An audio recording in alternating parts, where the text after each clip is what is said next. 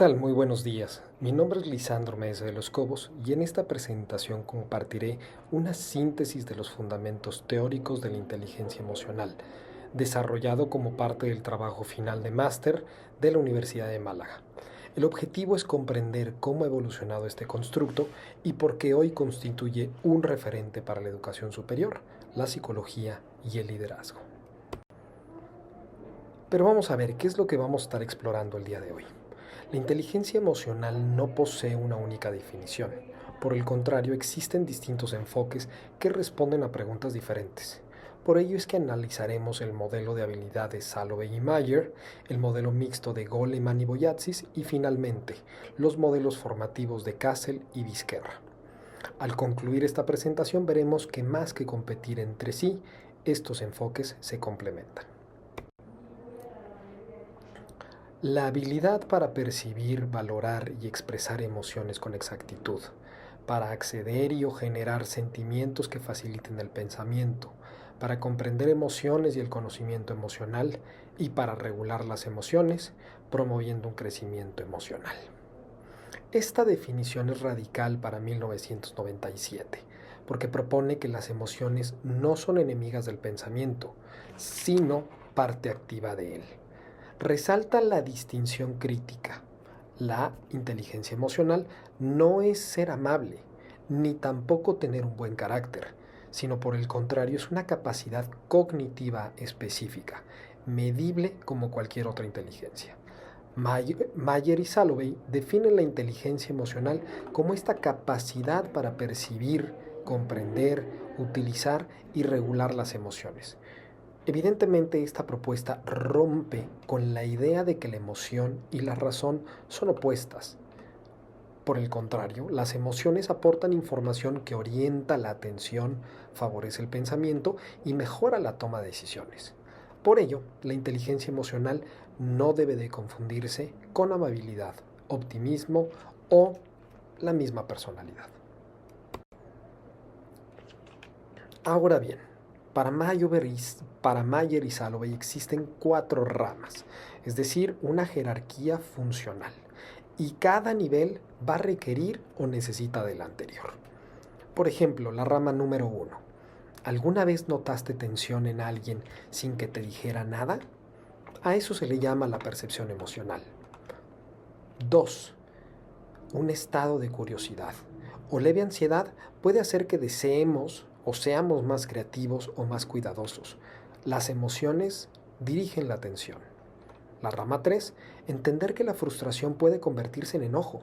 Si no se atiende a tiempo, a eso se le podría llamar comprensión emocional. Y finalmente la rama 4, es decir, regular no significa reprimir. Las emociones desagradables, tales como el miedo o la tristeza, tienen funciones adaptativas esenciales para el ser humano. En 1990, la psicología cognitiva comenzaba a cuestionar la separación de lo que era la emoción de la razón. Los modelos clásicos de la inteligencia no explicaban o no alcanzaban a explicar por qué personas con alto coeficiente emocional tomaban malas decisiones. Salovey y Mayer enfatizaron, no querían hacer un libro de autoayuda, querían construir ciencia y por eso la propuesta exigía evidencia empírica, medición consistente y criterios precisos. Como clave del desarrollo es que se establece lo que es la prueba MSCIT, es decir, la incorporación de esta prueba fortaleció la línea empírica y dio lugar al instrumento más riguroso del campo. El modelo de Salovey y Mayer nos dio las bases científicas. Ahora veamos cómo Goleman y Boyazis llevaron la inteligencia emocional al mundo organizacional y educativo, ampliando el concepto hacia lo que hoy llamamos competencias socioemocionales.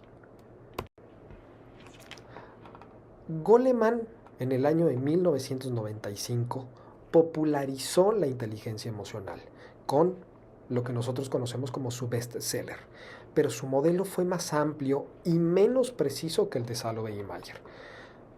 Pero la colaboración con Mayer, que es un especialista, perdón, con Boyatsis, que es un especialista en competencias laborales, fue clave para operacionalizarlo. El MSCIT se encarga de medir la capacidad cognitiva. Por el contrario, el ESCI mide comportamientos observables.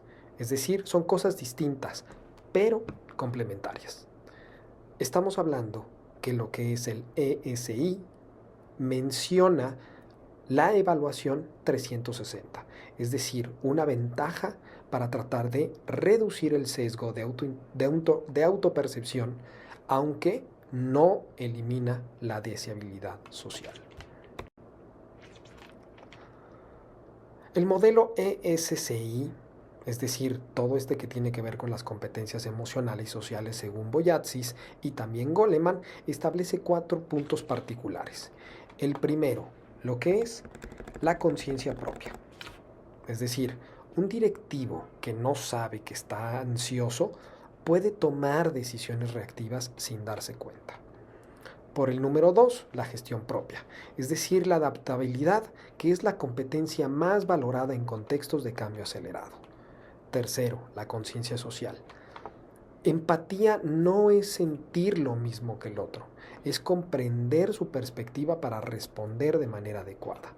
Y finalmente, el cuarto, que es la gestión de las relaciones. Es decir, un líder inspirador no ordena, sino por el contrario genera compromiso emocional con un mismo propósito.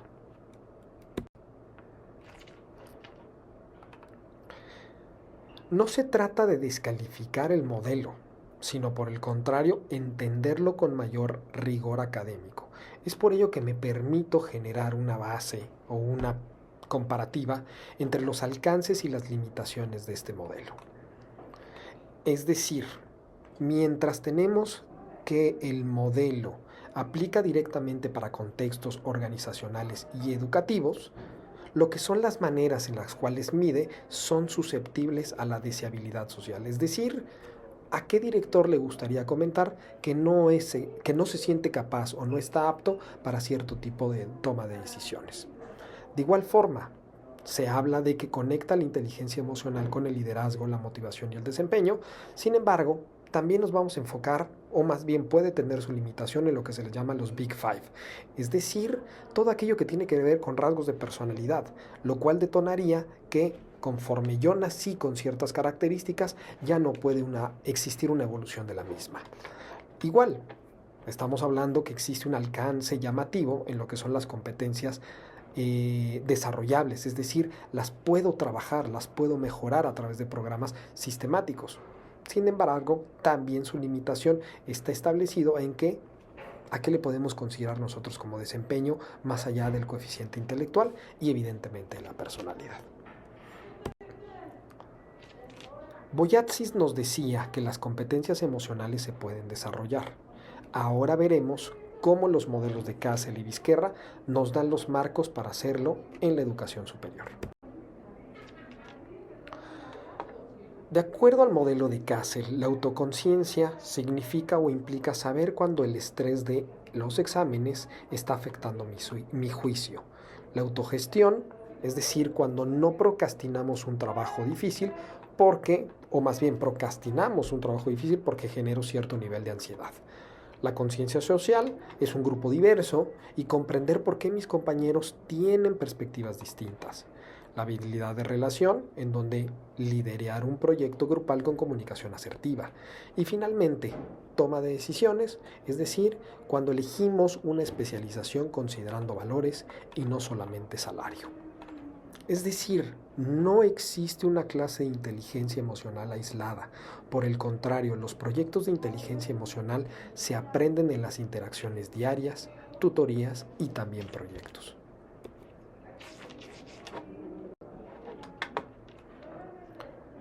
Ahora bien, el modelo de Vizquerra presenta ciertas características similares al anterior con Castle, en donde ambos coinciden en que existen variables enfocadas en la autoconciencia, la regulación y las habilidades sociales, pero con matices distintos.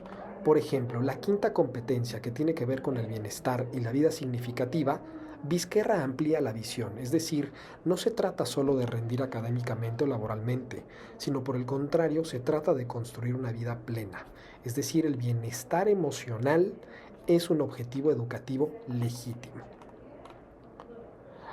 Especialmente es relevante mencionar todo esto en lo que son los estudios universitarios o en los enfoques universitarios, en donde se construye la identidad profesional y personal de las personas. Por ello, es que tenemos que enfatizar que la autoconciencia, la regulación emocional, la autonomía emocional, la competencia social y aquellas competencias para la vida y el bienestar son factores fundamentales para los jóvenes hoy en día. No basta con describir cada modelo, es necesario compararlos. A pesar de las diferencias en terminología y contexto de origen que existen entre Castle y Vizquerra, ambos coinciden en algo fundamental. Las habilidades emocionales no son características fijas de la personalidad, sino por el contrario, estas se pueden enseñar, aprender, desarrollar y mejorar.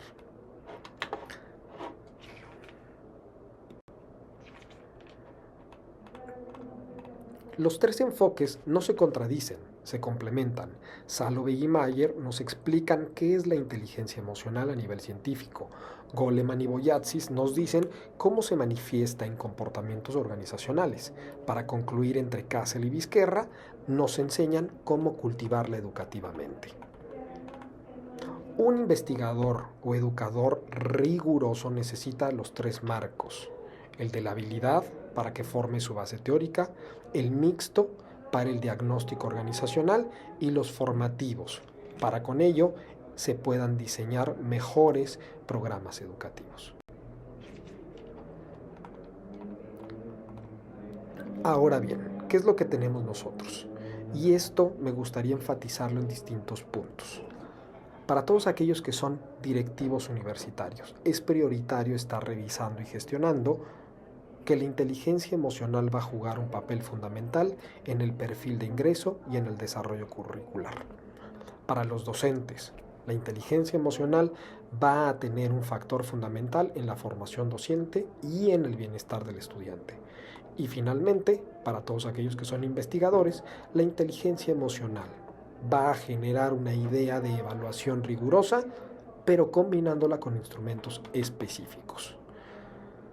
Los estudiantes universitarios viven en la adultez emergente, o así me gustaría llamarle, en donde es una etapa de construcción identitaria de la identidad, en la que la inteligencia emocional puede marcar diferencias enormes en el bienestar y la trayectoria. Hemos reconocido tres grandes tradiciones teóricas.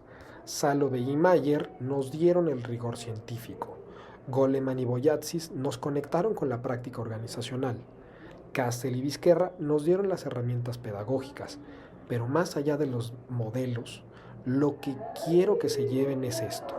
La inteligencia emocional no es magia, ni retórica motivacional, sino por el contrario es ciencia, es práctica educativa y es una responsabilidad de quienes formamos a los profesionales. Muchas gracias. Hola a todos, mi nombre es Otón Ortega y hoy les presento el segundo de 4 subtemas que componen nuestra investigación: las competencias socioemocionales en la educación superior y la profesionalización. Mientras que el primer subtema sentó las bases conceptuales, en esta parte me voy a concentrar en 3 preguntas.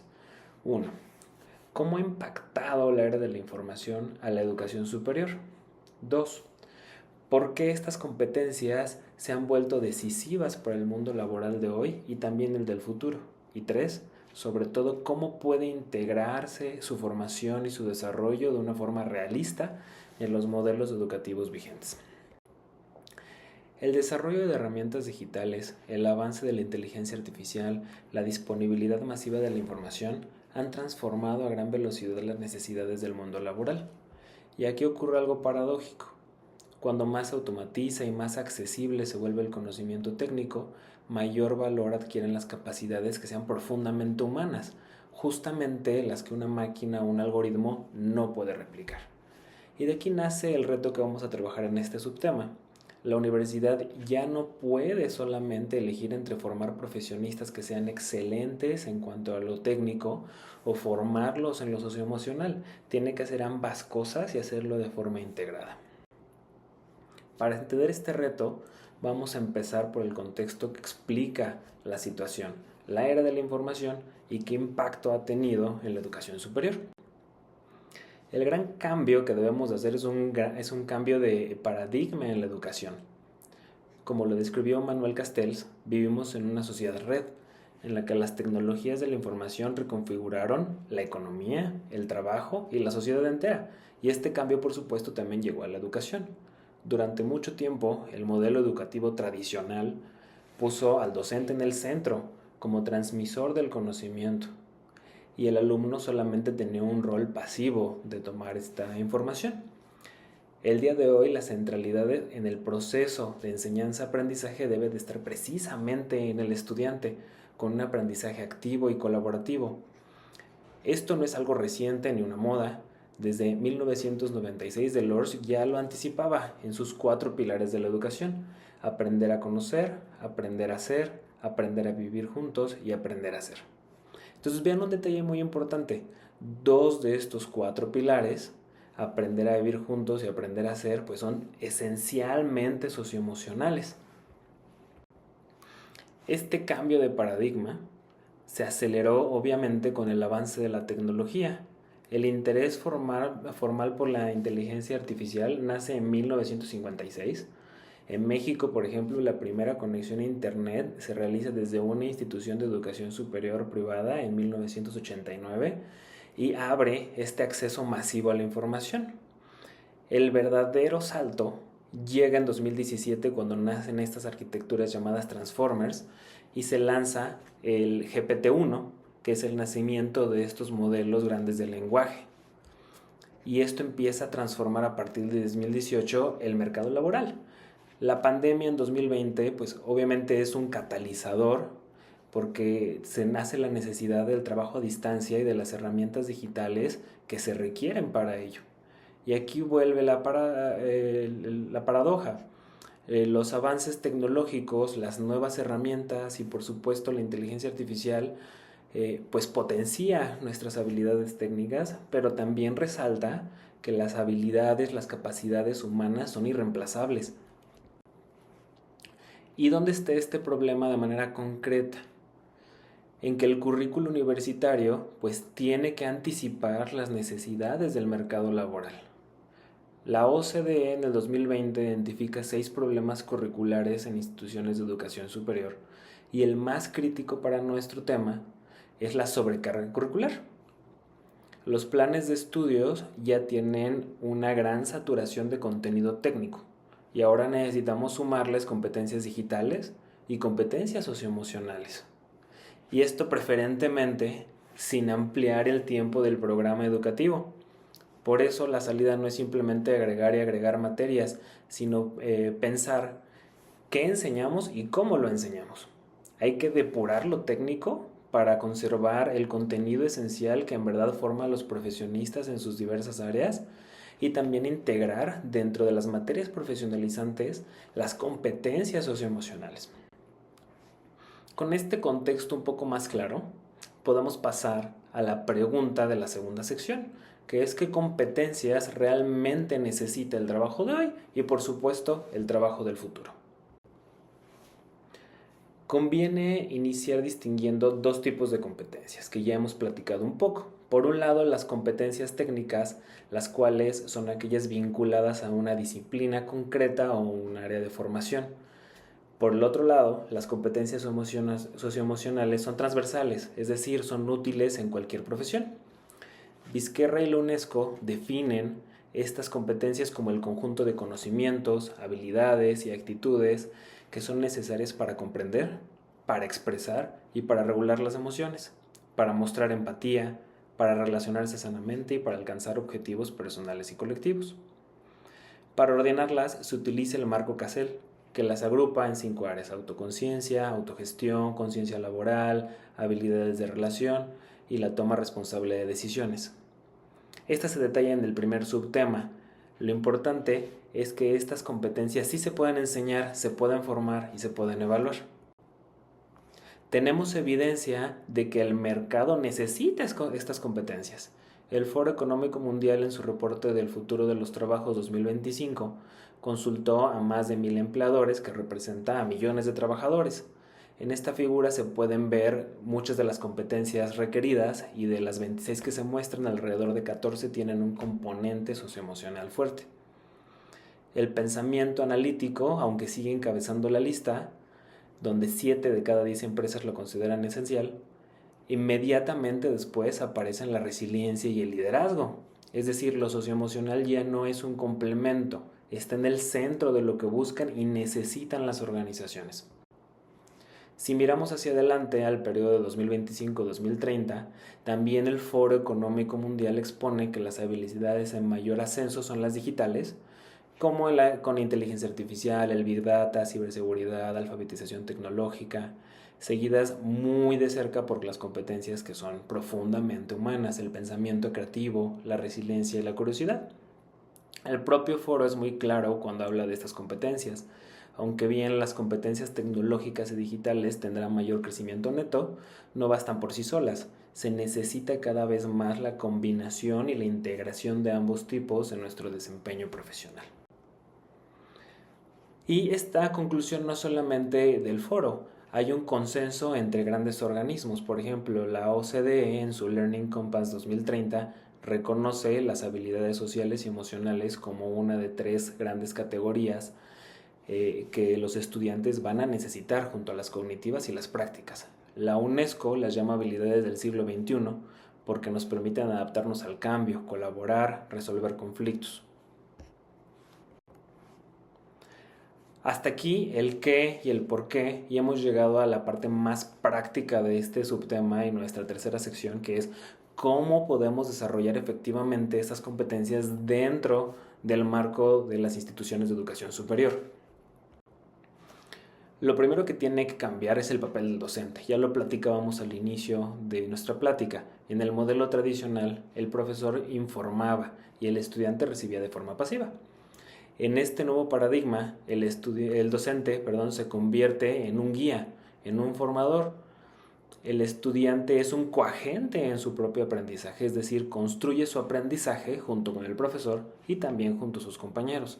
El Learning Compass 2030 de la OCDE también lo llama así: agencia y coagencia. ¿Esto qué implica? Pues que las competencias socioemocionales no se transmiten solamente como una explicación teórica, sino que se transmiten con el ejemplo, con la demostración y con la práctica. De ahí que la UNESCO recalque la importancia del desarrollo profesional docente para que pueda formar estas habilidades en el estudiante. ¿Y cómo lo vamos a lograr? ¿Con qué herramientas didácticas vamos a conseguir esto? Pues con metodologías activas. El aprendizaje basado en proyectos hace que el estudiante se enfrente a problemas reales que deba resolver en equipo, ejercitando al mismo tiempo la parte técnica, pero también la parte socioemocional. Las comunidades de aprendizaje ponen la interacción entre pares al centro. Entonces, evidentemente hay que negociar acuerdos, coordinar esfuerzos, comunicar ideas entre uno y otro. El aula invertida, por ejemplo, libera el tiempo de clase para poder debatir, para poder hacer trabajo colaborativo. La gamificación, por otra parte, motiva, y también podemos aplicar la inversión colaborativa, que fomenta la interacción entre pares.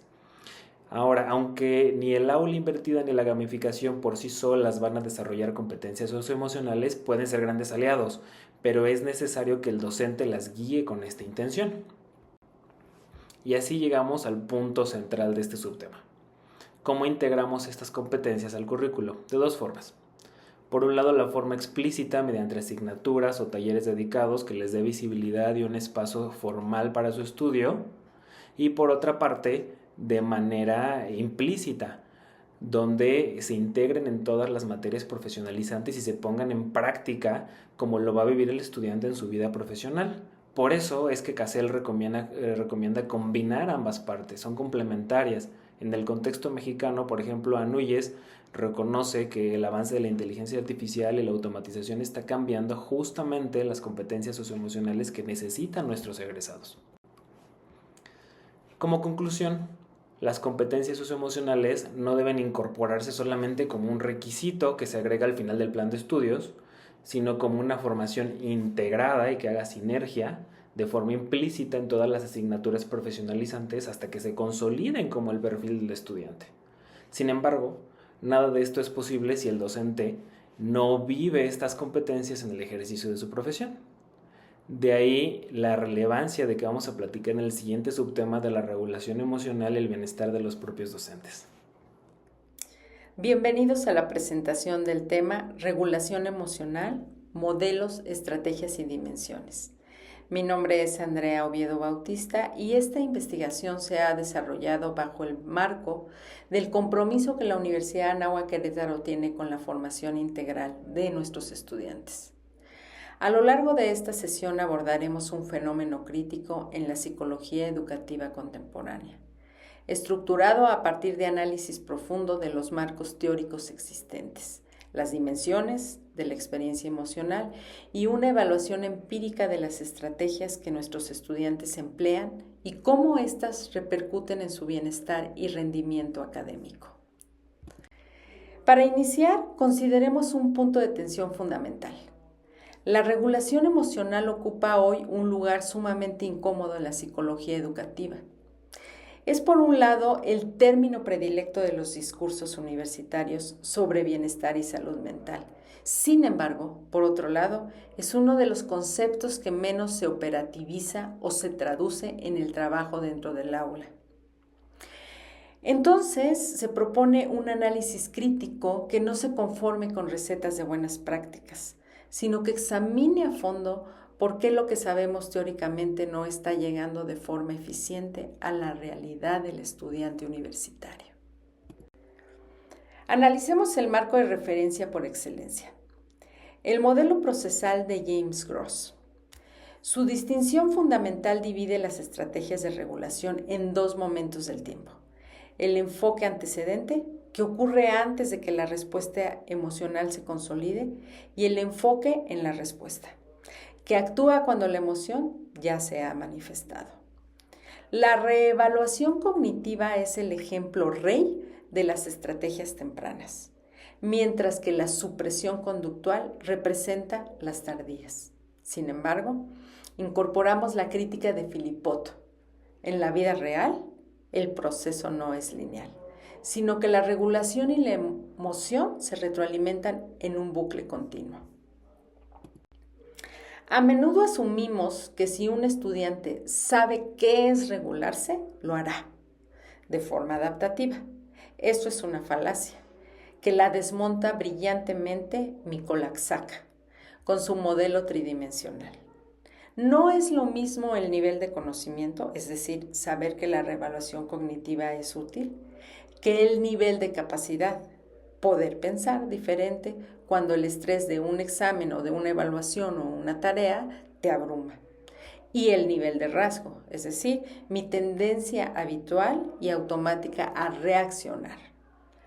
Al planificar intervenciones universitarias debemos diseñar no solo para transmitir conocimiento, sino para entrenar la capacidad procedimental bajo condiciones controladas. El modelo ACE de Berkin y Whitley propone un giro conceptual muy valioso. La tolerancia y aceptación de emociones displacenteras actúan como un requisito previo fundamental. Si el estudiante experimenta ansiedad y su primera reacción es rechazarla con intolerancia al malestar, no podrá aplicar ninguna estrategia cognitiva. Primero debe aprender a sostener esa incomodidad emocional. Este modelo bidireccional nos indica que entrenar en tolerancia emocional y autocompasión es un paso previo no negociable antes de cualquier pretensión de reestructuración del pensamiento. La psicología moderna mide el éxito de la regulación emocional basándose exclusivamente en la reducción del malestar, un enfoque puramente hedónico e instrumentalista. Al hacerlo, olvidamos la perspectiva aristotélica que concebía el manejo emocional como una parte de la formación del carácter y el florecimiento del ser humano. Las universidades debemos dejar de enfocar la salud mental solo como un control de daños que permita rendir académicamente para devolverle su propósito formativo y original. Examinemos las dos dimensiones con mayor literatura, la cognitiva y la conductual. En el ámbito cognitivo, la reevaluación cuenta con un sólido respaldo neurocientífico que demuestra cómo pensar diferente reduce físicamente la activación de la amígdala. En la conductual, el cambio, la supresión es altamente destructiva. Agota recursos de memoria y aumenta la tensión arterial del estudiante y su entorno. Asimismo, debemos entender la procrastinación como un mecanismo de evitación conductual. El alumno aplaza el trabajo no por falta de tiempo, sino por incapacidad de tolerar el malestar que le produce iniciar la tarea. Las otras dos dimensiones son la fisiológica y la social, frecuentemente marginadas. La dimensión social pone sobre la mesa una idea que suele incomodar en el entorno universitario. El profesorado es un agente de corregulación emocional activo. Las dinámicas de poder en el aula, la forma de evaluar o de responder ante el error pueden detonar la supresión afectiva sistemática. Complementando esto, la dimensión fisiológica, por ejemplo, el control vagal a través del nervio vago y la respiración lenta estudiados en la teoría polivagal de Porges, sigue ausente en las aulas a pesar de su facilidad para la implementación. Analizando el extraordinario metaanálisis de Aldao y colaboradores que desarrollaron en el 2010, los números revelan una asimetría alarmante. Mientras que las estrategias desadaptativas como la rumiación presentan un tamaño de efecto elevado en su relación con cuadros de psicopatología como ansiedad o depresión, las estrategias adaptativas de reevaluación cognitiva muestran tamaños de efecto apenas moderados. La conclusión clínica es directa. El tamaño que genera una mala estrategia no se repara simplemente promoviendo una buena. Si la universidad enseña reevaluación cognitiva, pero no ayuda activamente a deconstruir la rumiación del alumno, el programa de bienestar resultará estéril. El argumento contemporáneo sobre las estrategias supera la dicotomía simplista de buenas contra malas. Autores como James Gross, en sus publicaciones recientes, defienden el giro contextual. Incluso la supresión de la expresión emocional puede ser funcional en una entrevista de trabajo o en una defensa de tesis para mantener el profesionalismo, lo que predice a un auténtico bienestar y salud psicológica es la flexibilidad regulatoria, es decir, la habilidad de cambiar de estrategia según las demandas cambiantes del entorno, evitando a toda costa la rigidez conductual. Para concluir este trabajo, es importante compartir que no se busca una mera compilación de literatura académica, sino una propuesta de reestructuración institucional en 3 ejes. Primero, temporalidad. Necesitamos intervenciones tempranas que se instalen curricularmente en el primer semestre, no talleres terapéuticos cuando el alumno ya está reprobado. Segundo, capacitación. El profesorado debe recibir formación en inteligencia y corregulación emocional para el manejo de la atención en clase. Y tercero, un paradigma formativo. Los esfuerzos deben orientarse a dotar de un repertorio diverso y flexible al alumno, no a obligar a toda una cohorte a practicar únicamente mindfulness o respiración lenta como una panacea de la salud mental.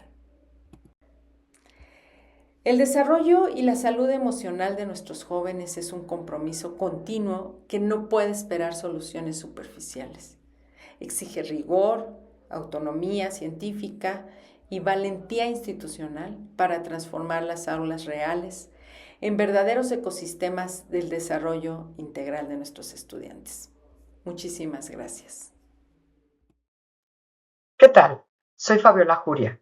Como hemos visto en los 3 temas anteriores, la inteligencia emocional juega un papel fundamental en el rol del docente de educación superior. En primer lugar, pasamos por varios autores conociendo los conceptos de emociones. También identificamos y analizamos cuáles son las competencias socioemocionales que hoy se requieren en el profesorado. Por otro lado, conocimos diferentes modelos para la gestión y regulación socioemocional. Ahora es importante también conocer cómo los factores laborales, emocionales, motivacionales y fisiológicos inciden en el estado socioemocional y en el desempeño académico. Como directivos, en las instituciones de educación superior, es fundamental el proponer y generar diversas alternativas y estrategias para lograr que nuestros docentes tengan un adecuado estado socioemocional. Los 3 ejes para poder comprender el bienestar del docente inician principalmente en entender la relación que existe en las emociones y el bienestar del docente. También es fundamental que nosotros conozcamos y aprendamos a identificar todas las manifestaciones sintomáticas en los docentes. Por otro lado, conocer y determinar la responsabilidad estratégica de las instituciones de educación superior para garantizar el estado socioemocional es fundamental. La Organización Mundial de la Salud define a la salud como aquella que no se limita únicamente a la ausencia de enfermedades. Es decir, integra factores también en el ámbito emocional, fisiológico y psicológico que inciden directamente en la vida de las personas. Ruiz, en una investigación que hizo sobre el estrés, ha demostrado que es una manifestación que hoy engloba tanto elementos físicos, psicológicos y sociales que se derivan de la reacción del docente ante la dinámica laboral institucional. ¿Por qué es muy importante que nosotros conozcamos el tema de salud y conozcamos de qué manera el docente hoy lo manifiesta? Cuando nosotros contratamos a los docentes, principalmente nos enfocamos en su currículum, en su experiencia académica y laboral previa, en alguna recomendación o en los resultados de su examen de cátedra o de algún ejercicio o simulación. Rara vez diagnosticamos el estado socioemocional y, por ende, los riesgos psicosociales, que a corto, mediano y largo plazo, de no atenderlos, corremos un gran riesgo. En su investigación, Ruiz, y tomando en cuenta la investigación de Isabel Paula, nos habla que existen 4 dimensiones de la sintomatología del estrés del docente. En primer lugar, tenemos los factores psicosomáticos, en los cuales encontramos cuestiones también de índole fisiológica, como son cansancio, dolores de cabeza, gastritis, colitis, insomnio. Por otro lado, los factores conductuales, en los cuales se encuentra el consumo de alcohol, de café, altos niveles de ansiedad, impulsividad y ausentismo. En tercer lugar, encontramos los factores emocionales, en los cuales se encuentra la poca tolerancia a la frustración, la soledad, la culpabilidad y la baja autoestima. Y en cuarto lugar, y menos importante, los cognitivos, los cuales se refieren a los pensamientos negativos, olvidos, poca concentración, dudas sobre su capacidad. Para nosotros es fundamental que en las evaluaciones que se integran a los estudiantes no solamente midamos elementos psicopedagógicos, también es importante integrar elementos cualitativos que nos permitan identificar oportunamente si algún docente está teniendo este tipo de sintomatología para poder atenderlos de manera oportuna. Como es bien sabido, hoy los docentes presentan y se enfrentan a diferentes crecientes presiones laborales, no solamente en términos pedagógicos, también por la tecnología, por la inteligencia artificial, por los estudiantes que hoy sufren cada vez más situaciones de depresión, de ansiedad, de enfermedades divergentes que hay que atender y a las cuales hay que también estar preparados. Espadas y Castro, en su investigación, también refieren que no nada más ya es un tema de cuestión laboral. También hoy la carga académica se incrementa por los estándares de acreditación que cada vez nos exigen cumplir con diversos requerimientos en grados, en carga académica, en asesorías, en tutorías, las funciones administrativas y el acompañamiento que se debe de dar al estudiante. Por otro lado, la Federación de Enseñanza de Andalucía incluye 4 elementos también a considerar, como son la estabilidad y la seguridad laboral. Para un docente que no es de tiempo completo, es decir, que viene por algunas horas, los ingresos que están condicionados a la continuidad de los periodos académicos son importantes, porque de esto depende su calidad de vida y también de tener que buscar otras fuentes de ingresos. La carga administrativa es algo que también genera estrés a los docentes porque les exige llenar diferentes documentos, hacer diversos procesos que son ajenos a la docencia.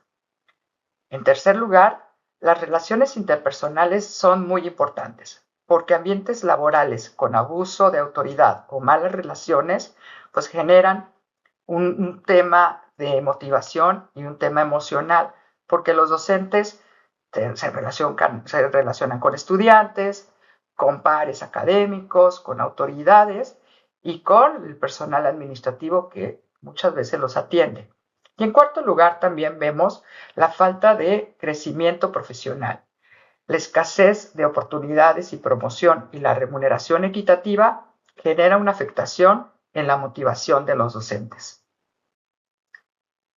Así podemos ver entonces cómo existe una relación bidireccional entre las emociones y el bienestar, porque no son elementos independientes. Como hemos visto, se reflejan mutuamente en la experiencia humana. Las emociones no son estados internos, vienen con raíces biológicas, cognitivas y sociales que orientan la conducta y el comportamiento de los individuos. El bienestar implica el tener un propósito, tener relaciones significativas con todas las personas de manera interpersonal e intrapersonal y también un alto compromiso. Como sabemos, una persona emocionalmente consciente es más empática, resiliente y contribuye al bienestar no solamente individual, sino también de las personas que lo rodean. En un estudio llevado por Yawal Tomala y otros investigadores en 2026, en una encuesta que se realizó a 334 estudiantes del Instituto Superior Tecnológico Sudamericano, se identificó que la autorregulación emocional influye en la práctica del docente. También la autoimagen asociada al equilibrio emocional impacta en las relaciones. La autoestima docente incide en el rendimiento tanto de los estudiantes como del grupo, y el 73% nos dice que los estudiantes identificaron la felicidad, la motivación y la satisfacción laboral como elementos clave para la confianza y la interacción en la enseñanza de los procesos de aprendizaje. Así como Cabello y Mayer nos proponen en una investigación, el clima del aula es muy importante, porque las emociones positivas del docente favorecen el ajuste y la felicidad del alumnado. El docente es un modelo. Por ello, la alta inteligencia emocional forma a alumnos inteligentemente preparados y emocionalmente capaces de afrontar cualquier desafío. Los docentes que tienen una inteligencia emocional puede predecir sus niveles de estrés laboral, lo que ayuda a prevenir el burnout. En la teoría de la autoeficacia de Bandura, nos dice que la enseñanza es una práctica emocional, porque los estados afectivos del docente son catalizadores de la disposición del estudiante hacia el conocimiento. ¿Eso qué significa? Que tener a docentes emocionalmente bien nos ayudará a garantizar una calidad en la enseñanza y que también los estudiantes salgan mejor preparados, no solamente en temas de conocimiento, sino también en cómo afrontar y poder enfrentar los desafíos de un entorno cada vez más cambiante. Así, la salud emocional del maestro no es un asunto privado, es una responsabilidad institucional compartida, pedagógica y en última instancia de justicia, dado que ellos se entregan en el día a día no solo para generar conocimientos, sino también en la formación de individuos responsables y socialmente que se puedan adaptar en cualquier entorno. Por ello, la responsabilidad estratégica de las instituciones de educación superior son generar políticas institucionales, es decir, diseñar, implementar y evaluar políticas de acompañamiento emocional. También buscar el equilibrio físico, mental, emocional y espiritual del profesorado para garantizar su bienestar socioemocional. En tercer lugar, generar siempre climas de aulas favorables, proporcionándoles los recursos y todos los elementos para lograr una mayor calidad de la enseñanza. Y eso, como factor estratégico, nos permitirá tener una sostenibilidad institucional. ¿Cuáles son las iniciativas estratégicas que proponemos para las instituciones de educación superior? Primero, tener siempre un diagnóstico psicosocial, es decir, incorporar evaluaciones de riesgos psicosociales desde la selección y durante toda la trayectoria del docente para poder hacer una identificación y un acompañamiento puntual. Determinar programas institucionales de apoyo psicológico y mentorías entre pares. En tercer lugar, pues generar diversos cursos de capacitación continua para la percepción, comprensión y regulación emocional de los docentes. En cuarto lugar, revisar la carga laboral que le estamos pidiendo y exigiendo a los docentes adicional a su práctica académica. En quinto lugar, necesitamos ver de qué manera en las acreditaciones incorporamos diferentes elementos del cuidado emocional para asegurar la calidad. Y por último, se sugiere espacios de escucha activa, es decir, tener canales de retroalimentación y encuestas de clima laboral de docentes y también de ver cómo está su estado socioemocional. Con esto, podemos concluir que el bienestar docente no es un lujo, sino un activo organizacional y estratégico. Es un pilar fundamental de la calidad universitaria que debe ir siempre alineado a nuestra misión y valores. Muchísimas gracias.